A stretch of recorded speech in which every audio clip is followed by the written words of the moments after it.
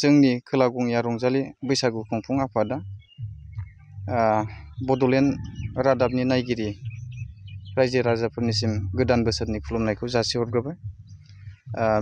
जोङो दिनैहाय बड'लेण्ड रादाबाव प्रेस मिट खुंनायनि गुबै जाहोनानो जाहैबाय जोंहा जोंनि खोला गंइया रंजालि बैसागु खुंफुं आफादा खुंगा 4थि रंजालि बैसागु फोरबो फालिथायखौ फैगौ 20 अक्ट'निफ्राय जागायनानै 21-22 अक्ट'सिम जोङो एप्रिल दाननि गेजेरावनो लानाय जादों।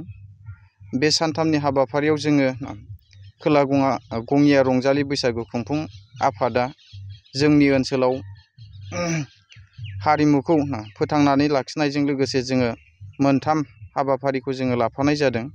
गिबियाव जोङो 20 अक्ट'आव गेलेमुवारि आयदाखौ जोङो जोंनि ओनसोलाव फैबाय थानाय इयुन जोलैफोरनो गेलेमु आयदानि सायाव जोङो माब्रैबा जौगालांगोन बे आयदाखौ लाफानानै जोङो जोंनि बे खोला गंइया रंजालि बैसागु खुंफुं आफादा हाबाफारि लानाय जादों। आरो जोंहा 21 अक्ट'आव जोङो थुनलाइयारि बादायलायनाय हाबाफारि लादों।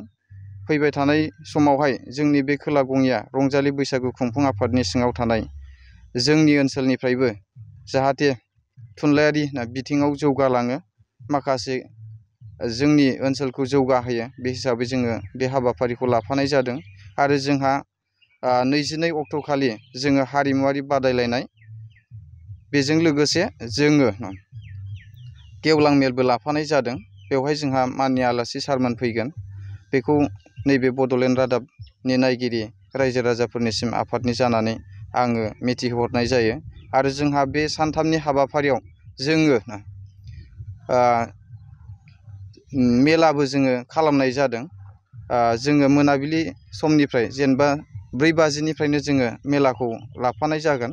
मानोना जोङो हरनि समावहाय जोंनि रांखान्थि जौगानायनि थाखाय जोङो बे हाबाफारिखौ लाफानाय जादों बैसागुनि मुङाव। आरो जोङो बेवहाय जुवा खेला बायदिसिना एन्दिं खेला बेफोरखौ जोङो स्कप होनाय जानाय नङा। जोङो नैबे जोंनि बर' हारिमुजों लोब्बा थाफानाय माखासे हाबाफारिफोरखौ जोङो जेरै दखान होनाय, बायदिसिना गेलेमु खेलाफोर होनाय, दावदै बायदिसिनानि, बेफोरखौ जोङो नैबे जोंनि मेला खुंनायनि गेजेरजों जोङो लाफानाय जादों। जाहाथे बेखौ मानगोनां रायजो राजाफोरा जोंनि ओनसोलाव जोंनि सानथाम हाबाफारि लानानै मावफुंनाय हाबाफारियाव बाहागो लाफैयो। बेखौ आङो खोला गंइया रंजालि बैसागु खुंफुं आफादनि जानानै रायजो राजाफोरनिसिम खावलायहरनाय थाबाय। कम्पिउटार कर्सनि सोलोंथाइ लानो गोसो गुदुं सुबुंफोरनि थाखाय गोजोनथाव खौरां। कम्पिउटार कर्सनि थाखाय बेसेन नाङा जासे मुं थिसननायनि खाबुखौ लानानै फैदों क'क्राझार सहरनि खोदोमथलायाव थानाय MS फ्लाइं रुट इनस्टिट्यूशना। बयखौबो बेहाय क'क्राझार सिङाव थानाय खोदोमथला फ्लाइं रुट इनस्टिट्यूटआ हस्पिटेलिटी मेनेजमेन्ट आरो एभिएशननि अनगायै कम्पिउटार कर्सखौबो लन्च खालामनाय जादों गोदान। बेहाय दा फ्रि एडमिशन सोलिगासिनो दङ। जेरै जोङो JavaScript, web designing, CC programming बेखौ गासिखौबो होनाय जागोन। जायफोर केन्डिडेटफोरा गोसो दङ बेहाय माने थाबैनो रेजिस्ट्रेशन खालामनो हागोन। एडमिशन फ्रि सोलिगासिनो दं।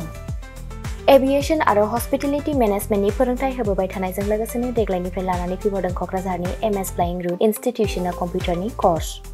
आखा-फाखा रोंग'सार फोरोंगिरि आरो मोजां खाबु थानाय बे फसंथानाव PGDCA, DCA, CCA, JavaScript, web designing, CC programming, illustrator, stenography with typing बायदि बायदि कम्पिउटार कर्सफोरनि फोरोंथायखौ नोंथांमोननो होनो थाखाय बे समाव नेनानै दङ क'क्राझारनि खोदोमथलायाव थानाय MS फ्लाइं रुट इनस्टिट्यूशना।